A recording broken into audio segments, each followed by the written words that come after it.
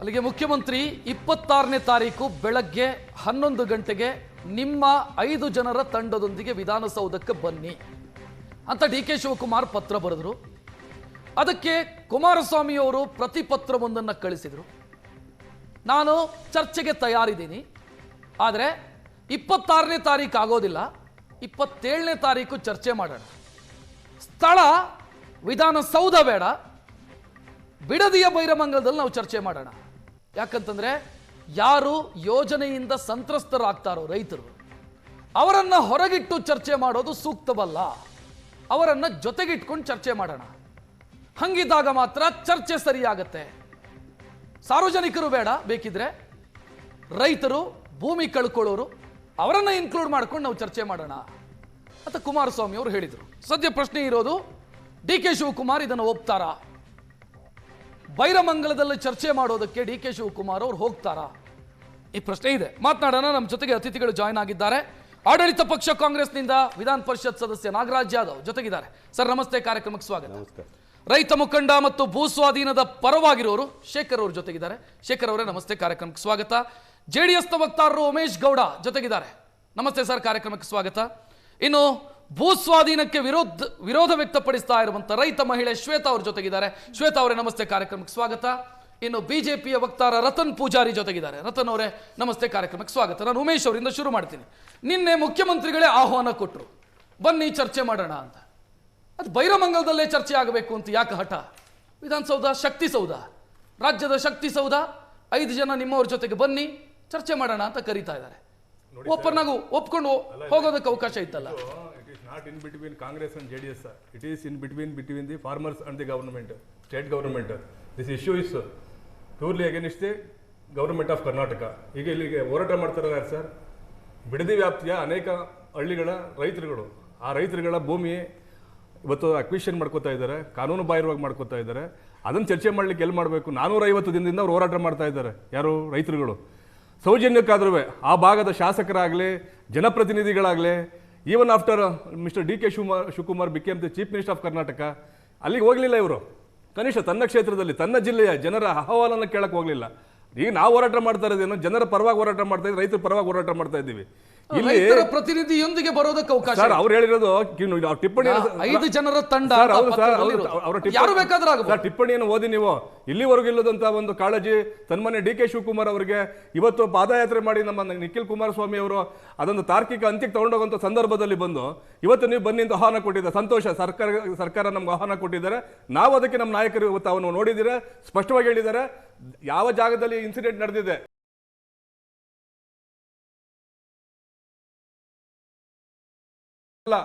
ನೀವು ಮುಖ್ಯಮಂತ್ರಿ ಇದ್ದೀರಿ, ಈ ರಾಜ್ಯದ ಜನಪ್ರತಿನಿಧಿ. ಉಮೇಶ್ ಅವರೇ, ನನ್ನ ಪಾಯಿಂಟ್ ಇರೋದು ಸರ್, ಅಲ್ಲಿ ಒಂದ್ ನಿಮಿಷ, ರಾಜ್ಯದ ಶಕ್ತಿ ಸೌಧಕ್ಕೆ ಒಬ್ಬ ಮುಖ್ಯಮಂತ್ರಿ ಆಹ್ವಾನ ಕೊಡ್ತಾರೆ, ಬನ್ನಿ ಒಂದ್ ನಿಮಿಷ ಬನ್ನಿ ಚರ್ಚೆ ಮಾಡೋಣ. ನೀವು ಬಯಸಿದ 5 ಜನರ ಜೊತೆಗೆ ಬನ್ನಿ ಚರ್ಚೆ ಮಾಡಿ. ಯಾಕೆ ಸರ್ ಅಲ್ಲಿಗೆ ಹೋಗ್ಬೇಕು? ಇವರೇ ಬರಲಿ, ಬನ್ನಿ ಸರ್. ಇವರೇನ ಏನ್ ಸೀಕ್ರೆಟ್ ಅಜೆಂಡಾ ಏನಾರು ಇದ್ರೆ ಒಳಗೆ ಇಡನ್ ಏನಾರು ಇದೆ ಇಲ್ವಲ್ಲ? ಬನ್ನಿ ಮುಕ್ತವಾಗಿ ಮಾತಾಡಿ ರೈತರ ಜೊತೆ. ನಾವು ರೈತರ ಮುಂದ್ಗಡೆ ಮಾತಾಡೋಣ, ನಾವು ಇರ್ತೀವಿ, ನೀವು ಕೂತ್ಕೊಳ್ಳಿ, ಅಲ್ಲಿ ಚರ್ಚೆ ಮಾಡೋಣ ಬಹಿರಂಗವಾಗಿ. ಯಾವ ಉದ್ದೇಶಕ್ಕೋಸ್ಕರ ಮಾಡಿದಿರಿ? ನಿಮ್ಮ ಉದ್ದೇಶ ನಿಜವಾಗ್ಲೂ ಬೋನಫೈಡ್ ಇದೆಯಾ? ರೈತರ ಅಭಿವೃದ್ಧಿಗಿದೆಯಾ? ರಾಜ್ಯದ ಅಭಿವೃದ್ಧಿಗಿದೆಯಾ? ಯಾವ ಹಿನ್ನೆಲೆಯಲ್ಲಿ ನೀವು ಇದನ್ನ ನೀವು ವಶಪಡಿಸ್ಕೊಳಕ್ ಹೊರಟಿದ್ದೀರಾ? ರೈತರ ಪ್ರಶ್ನೆ ಕೇಳ್ತಾರೆ ಅಂದ್ರೆ ಜಗಳ ಮಾಡಿ ಅಂತ ನಾವು ಹೇಳ್ತಾ ಇಲ್ಲ ಸರ್. ರೈತರಿಗೆ ಈ ರಾಜ್ಯದ ಜನಕ್ಕೆ ಬಹಿರಂಗ ಫೇರ್ ಅಂಡ್ ಆಗಿರ್ಲಿ ಬಿಡಿ. ಈಗ ದೇವನಹಳ್ಳಿ ನಡೀತಾ ಇತ್ತು ಒಂದು ಪ್ರತಿಭಟನೆ, ಸುಮಾರು 2 ವರ್ಷ ನಡೀತು. ಸನ್ಮಾನ್ಯ ಮುಖ್ಯಮಂತ್ರಿಗಳಾದಂತ ಅವತ್ತಿನ ಕಾಲದಲ್ಲಿ ಸಿದ್ದರಾಮಯ್ಯನವರು ಆ ಜಾಗಕ್ಕೆ ಹೋಗಿದ್ದಾರೆ, ಜನಪ್ರತಿನಿಧಿಗಳಿಗೆ ಹೋಗಿದ್ದಾರೆ. ಅವತ್ತು 1800 ಎಕರೆ ಡಿನೋಟಿಫೈ ಮಾಡಿದ್ರು. ಇವತ್ತು ರಾಜ್ಯದ ಮುಖ್ಯಮಂತ್ರಿ ಹೋಗ್ಬಾರ್ದು ಅಂತ ಎಲ್ಲಿದೆ? ಕಳಿಸ್ಕೊಡಿ. ಅರ್ಥ ಆಯ್ತಾ? ನಾಗರಾಜ್ ಅವರೇ ಇನ್ಕ್ಲೂಡ್ ಮಾಡ್ತೀನಿ ಇದಕ್ಕೆ. ನಾಗರಾಜ್ ಯಾದವ್, ದೂದ್ ಕ ದೂದ್ ಪಾನಿ ಕ ಪಾನಿ ಅಲ್ಲೇ ಆಗ್ಲಿ, ಬೈರಮಂಗಲದಲ್ಲೇ ಆಗ್ಲಿ, ಜನರ ಮುಂದೆಯೇ ಆಗ್ಲಿ. ನೋಡಿ, ಇವ್ರು ಹೇಳಿದ್ರು, ಅವರ ಅನಿಸಿಕೆ ಅವ್ರು ಹೇಳಿದ್ದಾರೆ. ಈ ಯೋಜನೆ ಬಗ್ಗೆನೇ ಆಲೋಚನೆ ಮಾಡಬೇಕಾಗ್ತದೆ. ಯೋಜನೆ ಬಗ್ಗೆ ಸರ್ಕಾರದಲ್ಲಿ ವಿಧಾನಸಭೆ ತಗೊಂಡಂಥ ತೀರ್ಮಾನಗಳು, ಮೊದಲನೇದಾಗಿ ಯಾವ ತೀರ್ಮಾನಗಳು ಅಂದರೆ ಬೆಂಗಳೂರು ನಗರದ ಸಮಸ್ಯೆಗಳು ಮತ್ತು ಕರ್ನಾಟಕದ ಭವಿಷ್ಯ ಮತ್ತು ರೈತರ ಭವಿಷ್ಯ ಬಗ್ಗೆ ಕೂಲಂಕಷವಾಗಿ ಚರ್ಚೆ ಮಾಡಿ 2006ರಲ್ಲಿ ಪ್ರಾರಂಭವಾದಂಥ ವಿಚಾರಗಳನ್ನು ವಿಚಾರ ಮಾಡಿ ಮುಂದಿನ 50 ವರ್ಷಗಳಿಗೆ ಕರ್ನಾಟಕ ಮತ್ತು ಬೆಂಗಳೂರು ಯಾವ ಹಂತದಲ್ಲಿರಬೇಕು. ಯಾಕಂದರೆ ಬೆಂಗಳೂರು ಅಂತಕ್ಕಂಥ ಕೇವಲ ಒಂದು ನಗರ ಅಲ್ಲ, ಅದು ಕೇವಲ ಒಂದು ಮೈಸೂರು ಬೆಳಗಾಂ ಅಂತ ಅಲ್ಲ, ಇಡೀ ವಿಶ್ವದಲ್ಲಿ ಅತಿ ವೇಗವಾಗಿ ಬೆಳೀತಾ ಇರ್ತಕ್ಕಂಥ ನಗರ. ಇದರಲ್ಲಿರ್ತಕ್ಕಂಥ ಜನಸಂಖ್ಯೆ 1.4 ಕೋಟಿ ಇರ್ತಕ್ಕಂಥ ಜನ, ಇನ್ನು 2000 ಒಂದು 10-20 ವರ್ಷಗಳಿಗೆ ಅದು 2 ಕೋಟಿಗೆ ಬೆಳೀತಕ್ಕಂಥ ಈ ಸಂದರ್ಭದಲ್ಲಿ ನಾವು ವಿಸ್ತೃತವಾದ ಯೋಜನೆಯನ್ನು ಮಾಡಬೇಕಾಗಿರ್ತಕ್ಕಂಥದ್ದು ಒಂದು ಜನಪ್ರತಿನಿಧಿಗಳ ಸರ್ಕಾರದ ಜವಾಬ್ದಾರಿ ಕರ್ತವ್ಯ. ಲೆಟರ್ ಬಗ್ಗೆ ಹೇಳ್ತೀನಿ, ಈ ವಿಚಾರ ಇಲ್ಲ ಹೇಳ್ತಾ ಇದ್ದೀನಿ. ಈ ವಿಚಾರದಲ್ಲಿ ಸೋಮವಾರ ಬೆಳಗ್ಗೆ ಮಾನ್ಯ ಮಾಜಿ ಮುಖ್ಯಮಂತ್ರಿಗಳು ಹಾಲಿ ಕೇಂದ್ರದ ಸಚಿವರು ಗೌರವಾನ್ವಿತ ಕುಮಾರಸ್ವಾಮಿ ಅವರು ಹೇಳ್ತಾರೆ, ನಾನು ಚರ್ಚೆಗೆ ಸಿದ್ಧ ಇದ್ದೇನೆ ಅಂತ ಹೇಳಿದ ತಕ್ಷಣ ಕೂಡಲೇ ಅವತ್ತು ಸಂಜೆನೇ ನಾವು ಲೆಟರ್ ಕಳಿಸ್ತೇವೆ. ವಿಧಾನಸೌಧದಲ್ಲಿ ನಾವು ಒಂದು ದಿವಸನೂ ಕೂಡ ತಡೆ ಮಾಡಲಿಲ್ಲ. ನೀವು ಯಾವಾಗ ನೀವು ಪ್ರೆಸ್ ಕಾನ್ಫರೆನ್ಸ್ ಮಾಡಿ ಹೇಳಿದ್ರು ಕೂಡಲೇ ನಮ್ಮ ಗಮನಕ್ಕೆ ಬಂದ ತಕ್ಷಣ ನಾವು ಹೇಳಿದ್ದೇವೆ, ಬನ್ನಿ ಚರ್ಚೆ ಮಾಡೋಣ ಅಂತಕ್ಕದ್ದು. ಇಂಥವ್ರನ್ನೇ ಕರ್ಕೊಬನ್ನಿ, ನೀವು ಪಾರ್ಟಿ ಆಫೀಸ್ ಬೇರನ್ನ ಕರ್ಕೊಬಂದಿ ಅಂತ ಹೇಳಿಲ್ಲ. ನೀವು ದೇವೇಗೌಡರನ್ನು ಕರ್ಕೊಬರ್ಬೋದು, ನಿಮ್ದು ರೈತರ ಹೋರಾಟಗಾರನ್ನು ಕರ್ಕೋಬೋದು, ಆ ಜಮೀನು ಮಾಲೀಕರನ್ನು ಕರ್ಕೋಬೋದು. ನೀವು ಅವರ ಪ್ರತಿನಿಧಿಯಾಗಿ ರಾಜ್ಯದ ಮುಖ್ಯಮಂತ್ರಿ ಆಗಿರ್ತಕ್ಕಂಥವ್ರು. ಇದು ಕೇವಲ ರೈತರ ಪ್ರಶ್ನೆ ಅಂತಂದಾಗ ಇಡೀ ರಾಜ್ಯದ ಪ್ರಶ್ನೆ ಅಂತ ನಾವು ತಗೊಳ್ತೀವಿ. ಕೇವಲ ಬಿಡದಿ 9 ಗ್ರಾಮಗಳಿಗೆ ಸೇರಿದ ಪ್ರಶ್ನೆ ಅಲ್ಲ, ಇಡೀ ರಾಜ್ಯದ ರೈತರ ಬಗ್ಗೆ ಚರ್ಚೆ ಮಾಡೋಣ, ಮುಕ್ತವಾಗಿ ಚರ್ಚೆ ಮಾಡೋಣ, ಬನ್ನಿ ಅಂತೇಳಿ ನಿಮ್ಗೆ ಆಹ್ವಾನವನ್ನು ಬಹಳ ಪ್ರೀತಿ ಯಾಕೆ ವಿಧಾನಸೌಧ ಬೇಕಂದ್ರೆ ದಾಖಲೆಗಳ ಸಮೇತ ಅಧಿಕಾರಿಗಳ ಸಮೇತ ಕುತ್ಕೊಂಡು ಚರ್ಚೆ ಆಗಬೇಕು. ನಿಮ್ಗೆ ಏನಾದ್ರು ಆಕ್ಷೇಪಣೆಗಳಿದ್ರೆ ಧೈರ್ಯವಾಗಿ ಹೇಳಿ ವಿಚಾರಗಳನ್ನ. ಅದು ಜನಗಳ ಪರ ಇದ್ರೆ, ರೈತರ ಪರ ಇದ್ರೆ, ಬೆಂಗಳೂರು ನಗರ ಪರ ಇದ್ರೆ ನಾವು ಅದನ್ನು ಒಪ್ಕೊಳ್ಳಿಕ್ಕೆ ಸಾಧ್ಯ. ಈಗ ಉಮೇಶ್ ಅವರು ಅದನ್ನೇ ಹೇಳ್ತಾ ಇರೋದು, ಇಲ್ಲಿ ಯಾವ ರೈತರು ಭೂಮಿಯನ್ನ ಕಳ್ಕೊಳ್ತಾರೋ ಅವರನ್ನ ಹೊರಗಿಟ್ಟು ಚರ್ಚೆ ಮಾಡೋದ್ರಲ್ಲಿ ಅರ್ಥ ಇಲ್ಲ. ಅಲ್ಲೇ ಆಗ್ಲಿ, ಎಲ್ಲಾ ಹೋರಾಟಗಳಿಗೆ ಒಂದು ನಾಯಕತ್ವ ಇರ್ತದೆ. ರೈತರ ಪರವಾಗಿ ಹೋರಾಟ ಮಾಡ್ತಕ್ಕ ರೈತರ ಹೋರಾಟಗಾರರು ಬಹಳ ಗೌರವಾನ್ವಿತ ನಾಯಕರುಗಳಿದ್ದಾರೆ, ಅವರನ್ನು ಕರ್ಕೊಳ್ಳಿ. ಇನ್ನು ಬೇಕಾ 5 ಜನಕ್ಕೆ ಹೇಳಿದೀವಲ್ಲ, ಇಲ್ಲ ಸರ್ 5 ಜನ ಆಗೋದಿಲ್ಲ, ಇನ್ನೂ 5 ಜನಕ್ಕೆ ಅವಕಾಶ ಕೊಡಿ ಅಂತೇಳಿ ನಾವು ಮುಕ್ತವಾದಂತ ಮನಸ್ಸಿಟ್ಕೊಂಡು ಮಾತಾಡ್ತಾರೆ. ಬೈರಮಂಗಲದಲ್ಲಿ ಭಯ ಯಾಕೆ ನಿಮಗೆ? ಅಲ್ಲೇ ಭಯದ ಪ್ರಶ್ನೆ ಇಲ್ವೇ ಇಲ್ಲ. ಸಮಗ್ರ ಯೋಜನೆಯ ವಿಸ್ತೃತವಾದ ಚರ್ಚೆ ಆಗಬೇಕು, ರಾಜ್ಯಕ್ಕೆ ಒಳ್ಳೆಯದೇ ಆಗಬೇಕು, ರೈತರಿಗೆ ಒಳ್ಳೆಯದೇ ಆಗಬೇಕು ಅನ್ನೋ ವಿಚಾರದಲ್ಲಿ ನಾನು ಹೇಳ್ತೀನಿ. ಅವರ ಸಮಕ್ಷಮದ ಈಗ ನೀವು ಚರ್ಚೆ ಮಾಡಿದ ನಂತರ ಅದು ಜನಗಳಿಗೆ ಗೊತ್ತಾಗೇ ಆಗ್ತದೆ. ಗೊತ್ತುಗಳ ಮುಂದೆ ಹಿಡಿದ ಕೆಲಸ ಮಾಡೇ ಮಾಡ್ತೀವಿ ನಾವು. ಯಾಕಂದ್ರೆ ಇದು ಯಾವುದು ಕದ್ದು ಮುಚ್ಚಿ ಮಾಡ್ತಕ್ಕಂಥ ಕೆಲಸ ಅಲ್ಲ, ಇದು ಯಾವ್ದು ಯಾರು ಮನೆಯವರ ಕೆಲಸ ಅಲ್ಲ, ಇದು ಡಿ ಕೆ ಶಿವಕುಮಾರ್ ಅವರ ಆಸ್ತಿ ವಿಚಾರ ಅಲ್ಲ, ಇದು ಯಾರು ಕುಮಾರಸ್ವಾಮಿ ಅವರ ಮನೆ ವಿಚಾರ ಅಲ್ಲ. ಇದು ವಿಚಾರ ಬಂದಿರತಕ್ಕಂಥ ರೈತರ ವಿಚಾರನ ಶಕ್ತಿಸೌಧದಲ್ಲಿ ಗೌರವವಾದ ಪ್ರಜಾತಂತ್ರ ವ್ಯವಸ್ಥೆಯಲ್ಲಿ ಇರ್ತಕ್ಕಂಥ ಒಂದು ವ್ಯವಸ್ಥೆ ಅನುಗುಣವಾಗಿ ಮಾಡ್ತಾ ಇರ್ತಕ್ಕ ಕೆಲಸ, ಡೆಮೋಕ್ರಾಟಿಕ್ ಆಗಿ ಮಾಡ್ತಾ ಇದ್ದ ಸಂದರ್ಭದಲ್ಲಿ ನಿಮ್ಗೆ ಆಹ್ವಾನ ಕೊಟ್ಟ ಸಂದರ್ಭದಲ್ಲಿ ಪಲಾಯನವಾಗಿದ್ರೆ ಹೇಳ್ಬೇಕಾದ್ರೆ, ಒಂದು ವೇಳೆ ನಿಮ್ಗೆ 5 ಜನ ಸಾಲದು ಅನ್ನೋದಾದ್ರೆ ಮನವಿ ಮಾಡಿ. ಕುಮಾರಸ್ವಾಮಿ ಅವರು ಹೋರಾಟದ ನೇತೃತ್ವವನ್ನು ವಹಿಸಿಕೊಂಡವರಲ್ಲ, ನಾನಲ್ಲ. ನಾನು ಹೋರಾಟಕ್ಕೆ ಧ್ವನಿ ಆಗ್ತಿದ್ದೀನಿ ಅಷ್ಟೇ. ಹೋರಾಟ ನಡೀತಾ ಇರೋದು ಅವರ ಪಕ್ಷದ ಅವರ ಮಗ, ಅವರನ್ನ ಬಿಟ್ಟು ಕುಮಾರಸ್ವಾಮಿ ಅವರನ್ನು ಇವತ್ತು ಬಿಡದಿಯಿಂದ ಪಾದಯಾತ್ರೆ ಮಾಡ್ತಾ ಇರೋರು ಯಾರು? ಅವರ ಸುಪುತ್ರೆ. ಮಾಡಬೇಡ ಅಂತ ಹೇಳದ್ನ ಪ್ರಜಾತಂತ್ರ ಮಾಡಿ ಆಮೇಲೆ ಮಾತಾಡಿ ಮೇಡಮ್. ನಾನು ಮಾತಾಡಿ ಒಂದು ನಿಮಿಷ, ನೀವು ಮಾಡಬೇಡಿ ನಾನು ಹೇಳ್ತಾ ಇದ್ದೀನ. ಅವರ ಮಗನೇ ನೇತೃತ್ವ ವಹಿಸ್ಕೊಂಡಿರೋ ಸಂದರ್ಭದಲ್ಲಿ ಅವ್ರ ಮಗನ್ನೂ ಕರ್ಕೊಳ್ಳಿ, ನಾವು ಬೇಡ ಅಂತ ಹೇಳೋದಿಲ್ಲ. ಯಾರು ರೈತರ ಪರ ನಿಂತಿರ್ತೀರ ಅಂತ ಹೇಳಿದ್ರು, ಯಾರು ರೈತರ ಹೋರಾಟಗಾರ ಇದ್ದಾರೋ, ಯಾರು ಭೂಮಾಲೀಕರು ಇದ್ದಾರೋ, ನೀವು ಸೆಲೆಕ್ಟ್ ಮಾಡಿದ್ರೆ ಕರ್ಕೊಂಡಿ. ನಾವು ಕಂಡೀಷನ್ ಹಾಕೋದಿಲ್ಲ. ಪ್ರಜಾತಂತ್ರ ವ್ಯವಸ್ಥೆಯಲ್ಲಿ ಶಕ್ತಿ ಕೇಂದ್ರದಲ್ಲಿರ್ತಕ್ಕಂಥ ಅಧಿಕಾರವನ್ನು ನಡೆಸ್ತಾ ಸಂದರ್ಭದಲ್ಲಿ, ಕಾನೂನುಗಳನ್ನು ಚಾಲನೆ ಮಾಡೋ ಸಂದರ್ಭದಲ್ಲಿ ಈ ನೋಟಿಫಿಕೇಶನ್ ತಗೊಂಡ ಜಾಗದಲ್ಲೇ ಸಮಯ ಆಗಲಿ ಅಂತ ಹೇಳಿ ಹೇಳ್ತಾ ಇದ್ದೀವಿ ಹೊರತು ನಾವು ರಾಜಕೀಯ ಬೆರೆಸಲಿಲ್ಲ. 30 ಸೆಕೆಂಡ್ ಸರ್, 2006ರಲ್ಲಿ ರೈತರ ಬಗ್ಗೆ ಕಾಳಜಿ ಇರಲಿಲ್ವಾ? ಆವತ್ತು ದಿನ ನಿಮ್ಗೆ ಕಾಳಜಿ ಇಲ್ಲದಿರೋದು ಇವತ್ತು ರೈತರ ಬಗ್ಗೆ ಅತಿಯಾದ ಹೇಳಿ. ನೋಡಿ ರಕ್ಷತ್ ಅವರೇ, ಒಂದ್ ಕಡೆ ಎಲ್ಲೋ ರೈತರ ಸಮಸ್ಯೆನ ಬಗೆಹರಿಸುವ ಬದಲು ಸರ್ಕಾರ ಎಲ್ಲೋ ರಾಜಕೀಯ ತಿಕ್ಕಾಟಕ್ಕೆ ಅವಕಾಶ ಕೊಡ್ತಿದೆ ಅನ್ನುವಂಥದ್ದು ಮೇಲ್ನೋಟಕ್ಕೆ ಕಾಣ್ತಾ ಇದೆ. ಇವಾಗ ನಮ್ದೊಂದು 2-3 ಕ್ವಶನ್ ಇದೆ. ಒಂದು, ಹೊಸ ಲ್ಯಾಂಡ್ ಆರ್ ಆಕ್ಟ್ ಪ್ರಕಾರ ನೀವು ಅಥಾರಿಟಿಯಿಂದ ಇದು ತಗೋಬೇಕು, ಏನಂತ ಹೇಳಿದ್ರೆ ಕಾನ್ಸೆಂಟ್ ತಗೋಬೇಕು.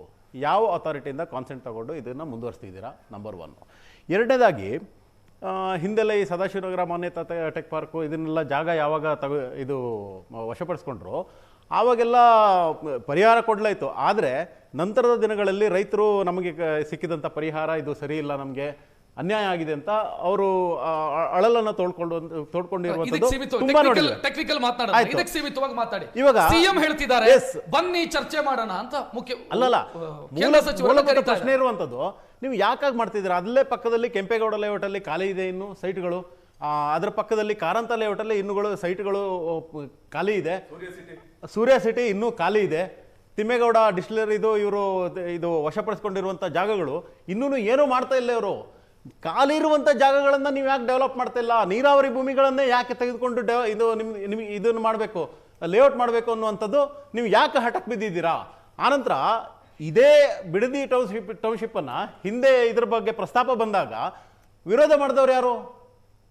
ಇದೇ ಕಾಂಗ್ರೆಸ್ ಅವರು, ಇದೇ ಕಾಂಗ್ರೆಸ್ ಸದನದಲ್ಲಿ 2006ರಲ್ಲಿ ಇದಕ್ಕೆ ಪೂರಕವಾಗಿ ಕೆಲಸ ಮಾಡಿದವರು ಯಾರು? ಎಕ್ಸಾಕ್ಟ್ಲಿ ಅದನ್ನ ಹೇಳಿ.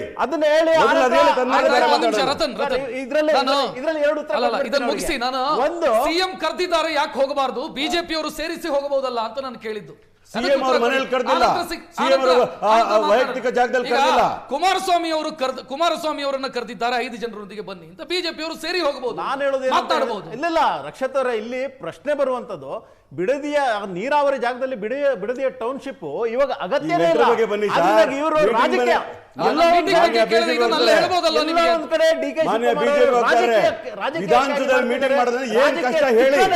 ವಿಧಾನಸೌಧದ ಮೀಟಿಂಗ್ ಬಗ್ಗೆ ಆದ್ರಿಂದಾಗಿ ಬರಲ್ಲ. ಆಯ್ತು, ಇವಾಗ ಡಿ ಕೆ ಶಿವಕುಮಾರ್ ಅವರು ಅದೇ ಜಾಗದವ್ರಲ್ವಾ, ಬೈರಮಂಗಲಕ್ಕೆ ಹೋಗಕ್ಕೆ ವಿಧಾನಸೌಧ ಅಂದ್ರೆ ಏನ್ರಿ? ಒಂದು ಶಕ್ತಿ ರೈತರ ಬಗ್ಗೆ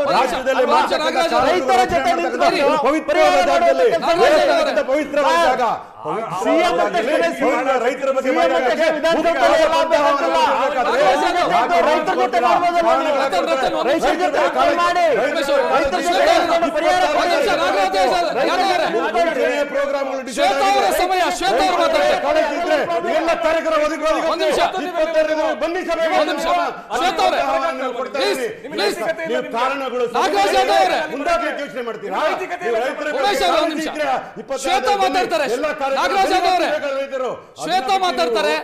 ಅವರ ಸಮಯ ಮಾತಾಡಿ. ಒಂದ್ ನಿಮಿಷ ಶ್ವೇತಾ ಅವರೇ ಮಾತಾಡಿ. ಈಗ ಒಂದ್ ನಿಮಿಷ ಯಾದವ್ ಅವರೇ, ನಿಮ್ಮ ಸಮಯ ಅಲ್ಲ. ಯಾದವ್ ಅವರೇ, ನಾನು ಶ್ವೇತಾ ಅವರ ಹೆಸರನ್ನ ಕರೆದಿದ್ದೀನಿ, ನೀವು ನಿಮ್ಮ ಹೆಸರನ್ನ ಶ್ವೇತಾ ಅಂತ ಬದಲಾಯಿಸಿದ್ದೀರಾ?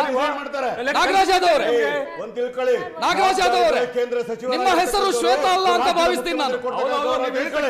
ಒಂದ್ ನಿಮಿಷ ನಾಗರಾಜ್ ಯಾದವ್ ಅವರೇ, ನಾಗರಾಜ್ ಯಾದವ್ ಜಗಳ ಮಾಡೋದಕ್ಕೆ ಬಂದ ನೀವು ಭಾವಿಸ್ತಾ ಇದ್ದೀರಾ? ಆಲೋಚನೆ ಇದ್ರೆ ಬನ್ನಿ, ರೈತರ ಬಗ್ಗೆ ಹೋರಾಟ ಮಾಡಿ. ಒಂದ್ ನಿಮಿಷ ನಾಗರಾಜ್ ಯಾದವ್ ಅವರೇ, ಸೈಲೆಂಟ್. ದಯವಿಟ್ಟು ಪ್ರವೀಣ್ ನಾಗರಾಜ್ ಯಾದವ್ ಅವರ ಕಾರ್ಯಕ್ರಮ ಇರ್ಲಿಲ್ವಾ? ಶ್ವೇತಾ ಅವರೇ, ಈಗ ಸಿಎಂ ಕರೀತಾ ಇದ್ದಾರೆ ಬನ್ನಿ ಚರ್ಚೆಗೆ ಅಂತ ಕರೀತಾ ಇದ್ದಾರೆ, ಪಾರದರ್ಶಕತೆ ಇದೆ ಅಂತ. ಸರ್ಕಾರ ಹೇಳ್ತಿದೆ ಚರ್ಚೆಗೆ ನಾವು ರೆಡಿ ಇದೀವಿ ಅಂತ, ಏನ್ ಹೇಳ್ತೀರಿ? ಸರ್, ನಾನು ಮೊದಲು ನಿಮ್ಮ ಚಾನಲ್ ಅವ್ರಿಗೆ ಹೇಳ್ತೀನಿ, ದಯವಿಟ್ಟು ನಮ್ಮ ರೈತರನ್ನ ಕರೆಸಿದಾಗ ಈ ರಾಜಕೀಯ 3 ಪಕ್ಷದವ್ರನ್ನ ಯಾರನ್ನೂ ಕರೆಸ್ಬೇಡಿ. ಯಾಕಂದ್ರೆ ನಮ್ಮ ಸಮಸ್ಯೆ ಇಲ್ಲಿ ಹೇಳಕ್ಕೆ ಆಗ್ತಿಲ್ಲ, ಅವ್ರವ್ರದೇ ಕಿತಾಪತಿ ಜಗಳ ಮಾಡ್ಕೊಂಡು ಕೂತಿದ್ದಾರೆ, ಅವ್ರ ಪರ ಇರ್ತಾರೆ. ರಕ್ಷಣೆ ಮಾಡ್ಲಿಕ್ಕೆ ಬಂದಿರೋರು ನಾನು ರೈತರ ಪರ ಇರ್ತಕ್ಕಂಥ, ನಾವು ರೈತರ ಕುಟುಂಬದ ಬಂದಿರ್ತಕ್ಕಂಥ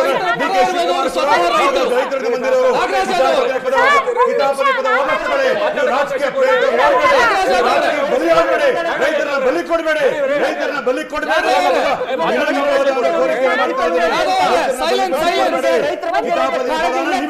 ಕಿತಾಪತಿ ಮಾಡ್ತಾ ಇದ್ದಾರೆ ಜೆಡಿಎಸ್ನವರು, ಬಿಜೆಪಿಯವರು.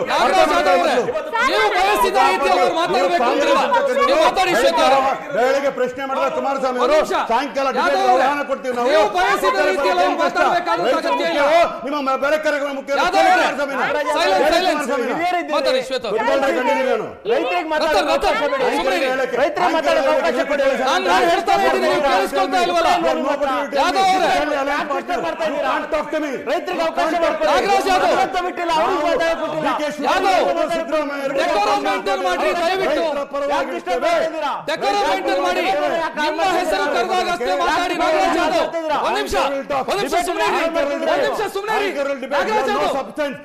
ಕಾರಣಕ್ಕೆ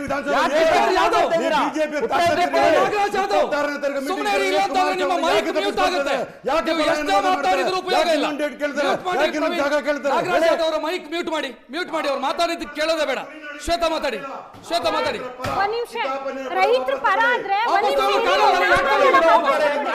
ಜಾಸ್ತಿ ಸೌಂಡ್ ಮಾಡ್ತಾರೆ. ನಾನ್ ಮಾತಾಡ್ತೀನಿ, ಕುತ್ಕೊಳ್ಳಿ ಸರ್, ನನಗೂ ರೈಟ್ಸ್ ಇದೆ ಮಾತಾಡಕ್ಕೆ. ನಿಮ್ಮ- ನಾನು ನಿಮ್ಮ ಮಾತಾಡಕ್ಕೆ ಮಧ್ಯೆ ಬಂದಿರೋದು ಅಂತ ಕೇಳ್ತೀರಾ? ಸರ್. ಒಂದ್ ನಿಮಿಷ ಕೇಳಿ, ನಾನು ಹೇಳ್ತಾ ಇದ್ದೀನಿ 473 ದಿಂದ ಕೂತಿದ್ದೀವಿ. 473 ದಿಂದ ಕೂತಿದ್ದೀವಲ್ಲ, ಇವತ್ವರೆಗೂ ರೈತರು ಪರ ಅಂತಾರಲ್ಲ. ಏನ್ ಸರ್ ಇವ್ರು ಬಂದು ಕೇಳಿದ್ದಾರೆ? ಯಾರು ಸರ್ ಒಬ್ರು ಪ್ರತಿನಿಧಿ ಬಂದು ನಮ್ಮನ್ನ ಕೇಳಿದ್ರೆ ನಾನು ಹೇಳ್ತಾ ಇದ್ದೆ ಏನು ಕಿತಾಪತಿ ಅಂದ್ರೆ, ನಾವ್ ಎಲ್ಲಿ ಬಂದ್ರು ಬರೀ ಪಕ್ಷಗಳು ಜಗಳ ಮಾಡ್ತಿರಲ್ಲ, ನಾವೆಲ್ಲೋಗಿ ಸಾಯೋದು? ಅಪ್ಪ ಅಮ್ಮನ ಜಗಳದಲ್ಲಿ ಕೂಸು ಬಡವಾಗ್ಲಿಲ್ಲ, ಕೂಸು ಸತ್ತೇ ಹೋಗ್ಬಿಟ್ಟಿದೆ. ಹೇಳ್ತೀರಾ ಅವರು ಅವಾಗ ನೀವು ಪರ ಇದ್ರಿ ವಿರೋಧ ಇದ್ರಿ, ನೀವೆಲ್ಲ ಚೆನ್ನಾಗೇ ಇರ್ತೀರಾ. ಸಾಯ್ತಾ ಇರೋದು ನಾವು. 473 ದಿನ ಹೆಣ್ಮಕ್ಳು ಕೂತಿದ್ದೀವಿ ಸರ್, ಒಬ್ರು ಬಂದು ಕೇಳಲಿಲ್ಲ. ಹಸುಗಳು ಹೊಲದಲ್ಲಿ ಕಟ್ತೀವಿ ಬರ್ತೀವಿ, ಬೆಳೆಗಳೆಲ್ಲ ಕಳೆ ತುಂಬ್ಕೊಂಡು ಕೂತಿದೆ, ಯಾರು ಅದನ್ನ ನೋಡ್ತಾರೆ? ಹೇಳ್ತಾರೆ ಒಂದ್ಸತಿ ಫಲವತ್ತಾದ ಭೂಮಿ ಇಲ್ಲ ಅಂತೀರಾ, ರೈತರಿಲ್ಲ ಅಂತೀರಾ, ಎಲ್ಲ ಹೇಳ್ತೀರಾ. ನೀವೆಲ್ಲ ಒಟ್ಟಿಗೆ ಏನಾದ್ರು ನಿಮ್ಗೆ ಏನು ಇದರಲ್ಲಿ ಏನು ನಿಮಗೆ ವೋಟಿಂಗಲ್ಲಿ ಏನಾದರೂ ಬಲ ಬಂದಿಲ್ಲ ಅಂದರೆ ಸಮ್ಮಿಶ್ರ ಸರ್ಕಾರ ಮಾಡ್ತೀರಾ, ಅವಾಗ ನಮ್ಮನ್ನೇನಾದರೂ ಕೇಳ್ತೀರಾ ಸರ್? ಇವಾಗ ನೀವು ನಿಮ್ಮ ಜಗಳ ಮಾಡ್ಕೊಂಡು ನಮ್ಮನ್ನೇನು ಕಾಲ್ ಮಾಡ್ತಿದ್ದೀರಾ? ನಮ್ಮ ನೋವು ಯಾರಿಗೆ ಹೇಳೋಣ? ಸರ್ ಹೇಳ್ತಾರೆ ನೀವು ಹಂಗೆ ಹೇಳ್ಬೇಡಿ, ವಾಪಸ್ ಏನಕ್ಕೆ ಸರ್ ವಾಪಸ್ ತಗೊಳ್ಳೋಣ?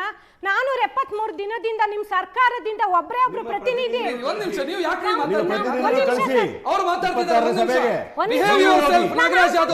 ಅವ್ರು ದಯವಿಟ್ಟು ಎಸ್ ಪ್ರತಿನಿಧಿಗಳು ಒಬ್ರು ಬಂದು ನಮ್ಗೆ ಕರೆದಿಲ್ಲ. ನಾನು ಹೇಳ್ತಿದ್ದೀನಿ CM ಸಾಹೇಬ್ರಿಗೆ, ಸರ್ ಕರೀರಿ, ನಾವು ರೈತ ಸಂಘ ಇದ್ದೀವಿ, ಪ್ರಾಂತ ರೈತ ಸಂಘ ಇದ್ದೀವಿ, ಎಲ್ಲರೂ ಸೇರ್ಕೊಂಡು ಹೋರಾಟ ಮಾಡ್ತಿದ್ದೀವಿ, ನಮ್ ಕೊಡಿ ಆಹ್ವಾನ, ನಾವು ಬರ್ತೀವಿ, ನಿಮ್ಮ ರಾಜಕೀಯ ನೀವು ಮಾಡ್ಕೊಳ್ಳಿ, ನಮ್ಮ ರೈತರನ್ನ ಕರೀರಿ, ನಾವು ನಾಳೆನೇ ಸರ್ ಕರೀರಿ 5 ಜನನ ಪ್ರಾಂತ ರೈತ ಸಂಘ ನಮ್ಮ ಜೊತೆ. ಮಾರ್ಚ್ 2025 11ರಲ್ಲಿ ನಾವು ಓಪನ್ ಮಾಡಿದ್ದು ಸಂಘನ, ನಾವು ರೈತ ಸಂಘನ. ಆ ಸಂಘದಿಂದ ಕರೀರಿ ಸರ್, ನಾವು ಬರ್ತೀವಿ.